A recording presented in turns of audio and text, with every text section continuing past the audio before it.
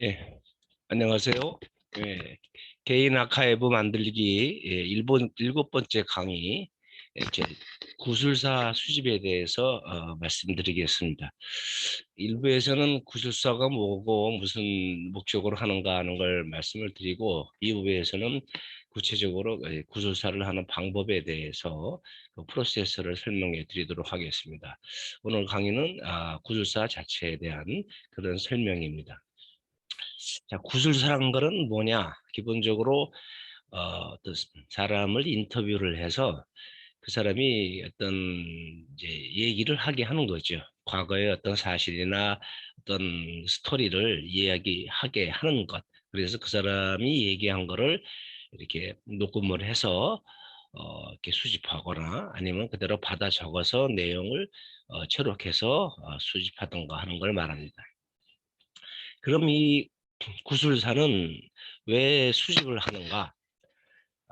우선 아, 기록이 없어서 우리가 알 수 없는 일들이 많이 있습니다. 과거에 특히 그 가족이나 개인에 관한 과거에 관한 일들은, 특히 우리가 어렸을 때는 우리 무슨 일이 있었는지 잘 모르잖아요. 주로 부모님들이나 만약에 뭐 할아버지 할머니 살아 계신다면은, 우리 나이 때는 뭐 그런 경우 거의 없지만 뭐 이제 100세까지도 사시니까 어, 이렇게 노인들이 이렇게 살아 계시고 기억력이 좋으시다면은 과거의 일들을 많이 기억하시고 또 말씀을 하고 싶어 하시죠.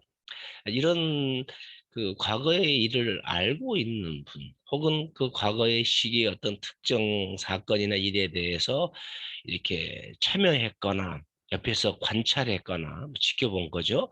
겪었던 분들에게 이렇게 어떤 질문을 잘 만들어서 우리 그 이제 이런 구술사를 수집하는 사람들이 그 어떤 목적하는 바, 어떤 알고자 하는 사실이나 스토리를 알기 위해서 이것을 수집을 하는 게 목적입니다.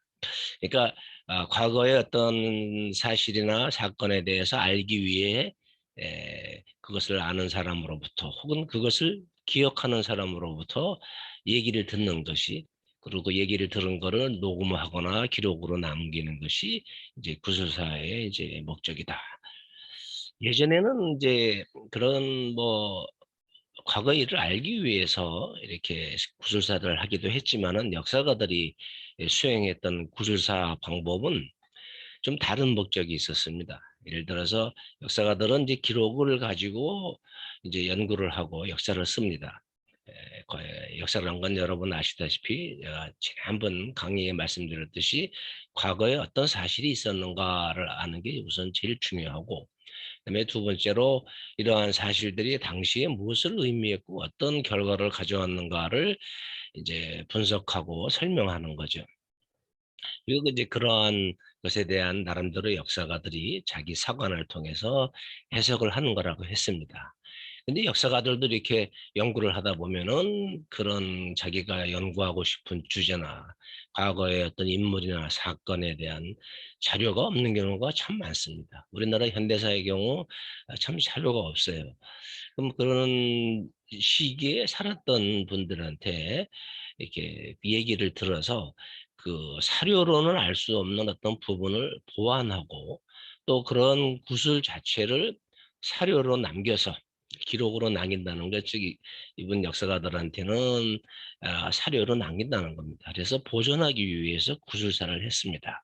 즉 아, 현재 남은 기록을 통해서는 알 수 없는 일이나 어떤 스토리를 기억하고 있는 사람들로부터 그 사람이 이제 기억한 거를 얘기하는 것을 기록으로 남기기 위해서, 보존 기록으로 남기기 위해서, 사료로 남기기 위해서 구술사를 수집했다.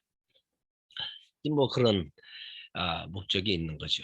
크게 이 두 가지입니다. 그리고 이제 부차적으로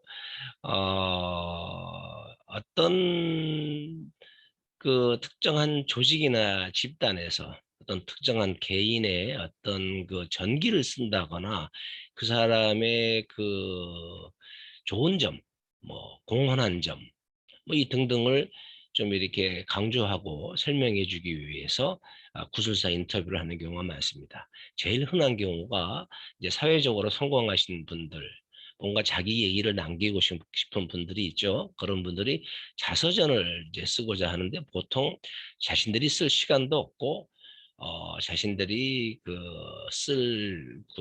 자서전을 쓸 그런 것도 하나의 일종의 그 문학적인 서술 분야인데 쓸 수 있는 능력이 없는 사람이 많아요.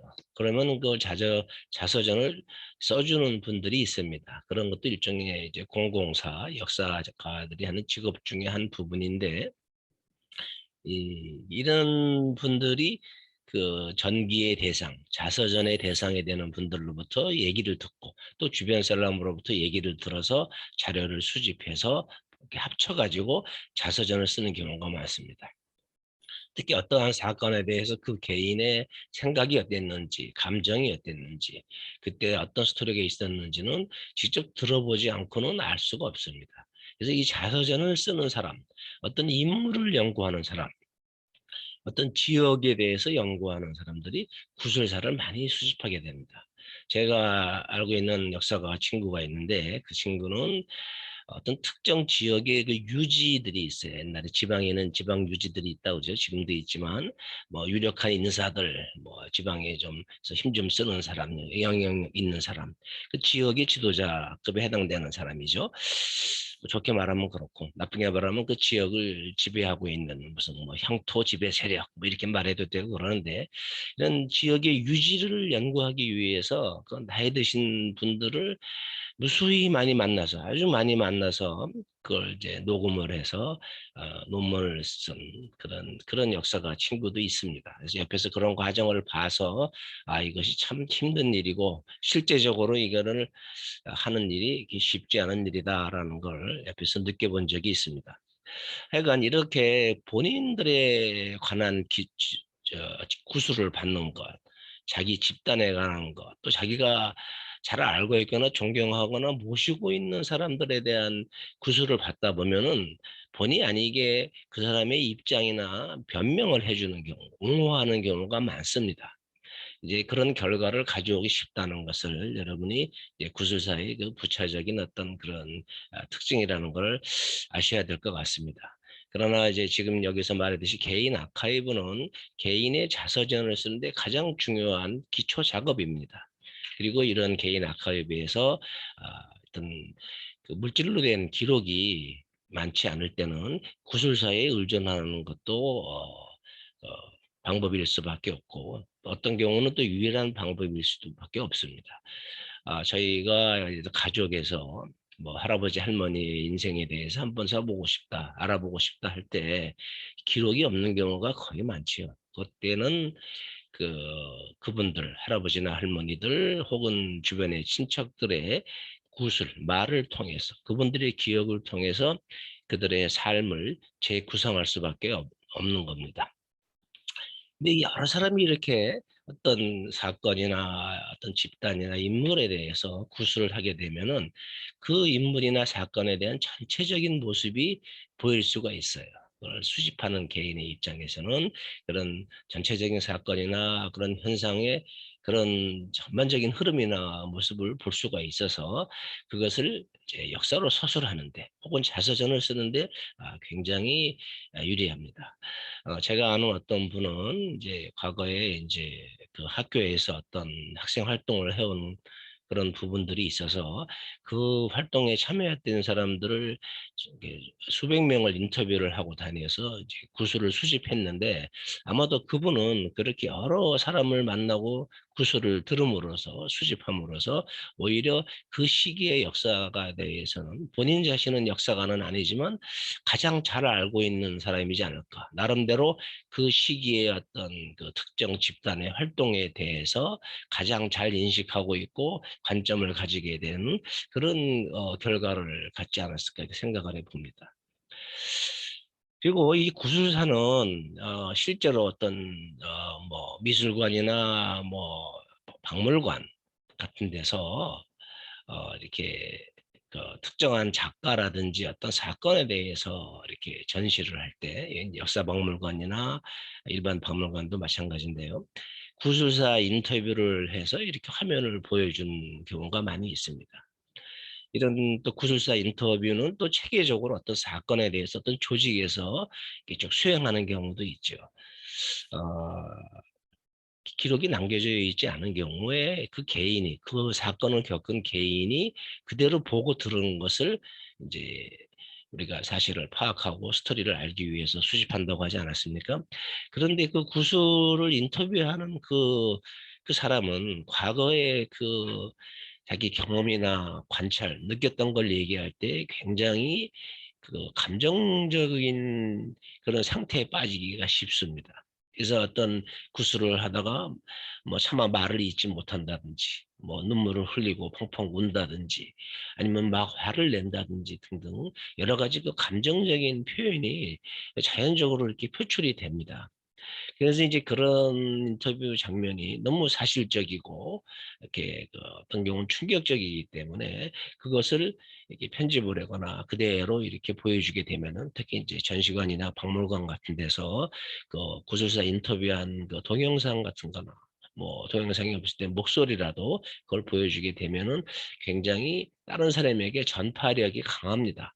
그래서 어떤 그 교육적인 효과, 교훈적인 효과를 가져올 수가 있습니다. 좀 뭐 극단적으로 말하자면 이게 선전선동의 효과도 가져올 수가 있는 게 이렇게 구술사의 인터뷰, 그 동영상, 뭐 녹음 그런 것들입니다. 그러니까 여러분들 TV나 뭐 이런 데서 영화에서 다큐멘터리를 보게 되면 주로 이렇게 어떤 사람들을 인터뷰하는 장면이 많이 나오죠. 그것도 일종의 구술사의 수집입니다. 어떤 사실을 알기 위해서라기보다는 그들이 겪었던 당시의 감정이 어땠는지, 또 현재는 그걸 어떻게 생각하고 있는지, 어떻게 그걸 보고 있는지 그런 걸 알기 위해서 그런 다큐멘터리에서는 그런 걸 중점적으로 수집을 하죠.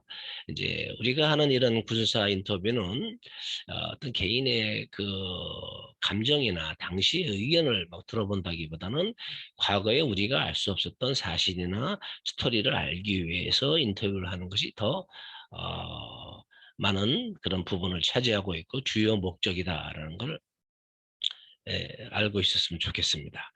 하여간 이렇게 구술사 인터뷰를 잘한 그런 동영상은 상당히 이렇게 그 전시라든지 우리 기록도 전시를 하는데 전시라든지 여러 가지 그 교육을 하는데 굉장히 효과적인 수단이라는 걸 부차적으로 그런 효과를 갖고 있다는 것을 우리가 어, 알 필요가 있습니다. 그래서 이제 구술사라는 건 이제 본질적으로 이렇게 질문을 잘 만들어서 알고자 하는 사건이나 스토리를 우리가 잘 파악해낼 수 있어야 돼요. 그래서 이제 학술적으로는 구술사를 어떻게 정의를 하냐면은 이제 구조화되고 사전 연구가 충실한 질문을 가지고 이 질문을 만드는 게 중요해요. 인터뷰를 할 때 무슨 질문을 할 건가. 근데 그런 질문을 잘 하려면은 사전에 그 사건이나 그 인물에 대한 연구를 구술을 할 사람, 인터뷰어라고 그러죠. 인터뷰를 할 사람이 잘 그 연구를 해서 그런 구조화된 질문을 만들어야 돼요. 구조화된 질문이라는 건 뭐냐면 사실이나 스토리를 잘 알 수 있게 이미 잘 짜여진 그런 질문들이고 뭐 중복되거나 무슨 감정적인 어떤 부차적인 결과를 얻어내는 질문들을 배제한 그런 그 핵심적인 질문들로 구성된 것을 우리가 구조화된 질문이라고 합니다. 이렇게 구조화되고 사전 연구가 충실한 질문을 가지고 그런 역사적 사건의 증인이나 그 참가자 혹은 관찰자를 체계적으로 인터뷰를 하는 겁니다. 한 번에 할 수도 있고 여러 번에 할 수도 있고 주제별로 나눠서 할 수도 있고 대상을 나눠서 할 수도 있고 이게 체계적으로 인터뷰를 하여 그들이 구술한 내용을 기록화하여서 만들어진 게 구술사입니다. 원래는 이제 아까 말씀드렸듯이 역사가들에 의해서 역사적인 증거, 사료를 보완할 목적으로 수행되었습니다.